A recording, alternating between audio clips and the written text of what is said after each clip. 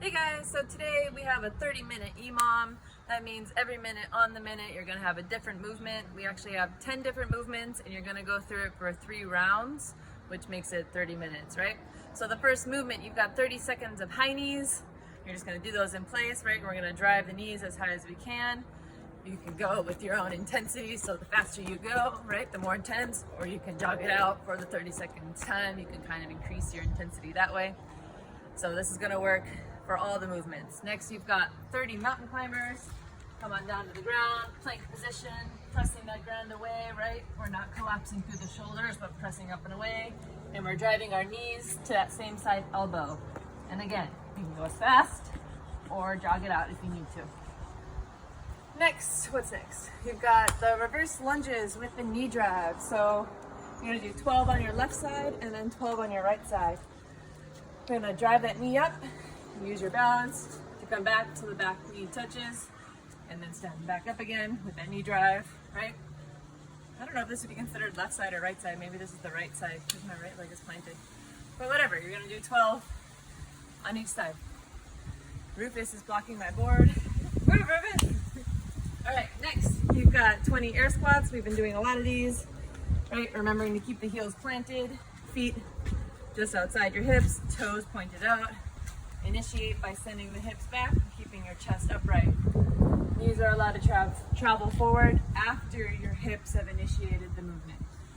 So you get through 20 of those, and you come to 10 push-ups. Back on your mat. For these push-ups, right, we can do them for our knees or from plank position, but we want to make sure we're pushing the ground away at the top, initiating with our shoulders coming forward, keeping those elbows tucked in, and then pressing back up. You can always go to the knees if we need to scale, or you can push up onto an elevated surface, or even if we need to, we can always do a wall push-up. So we're still keeping that hollow body engaged positioning, letting ourselves come close to the wall, and then pushing away from the wall. After your push-ups, you guys have a 40-second wall sit. So find yourself a nice sturdy wall, sink in till your knees are at 90 degrees to the wall, hang out. Hopefully you have a timer going, you can see the 40 seconds. You can always make this harder by holding a weight in your hands or a pet or something like that, but you're gonna hang out by pressing back with your legs, pushing your butt and shoulders into the wall, and you'll feel your quads light up. 40 seconds of that, and then you can come back down to the mat for a left side plank. You can do these from your elbow, like this, or from a full extended arm, like this. Just wanna make sure we're stacking body parts here, right? I'm not like leaning back here, all wonky on my shoulder, and I'm not far having my shoulder ahead of my palm. I'm stacking my shoulder over my elbow, over my wrist, lifting my hips up. I can definitely feel that I'm squeezing on this lower side here. You're gonna hang out for the 40-second hold and then switch to go to the other side.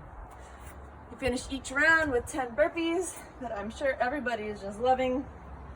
So just like what we've been doing, plant the hands, legs go back, chest all the way to the deck. When you pop up, we're engaging our glutes and our back to pop up. Hips come up, drive the feet towards your hands. I like to land a little bit wider so I can land with my butt low, chest up. Finish by jumping. Have fun, guys. Let us know how you feel about it.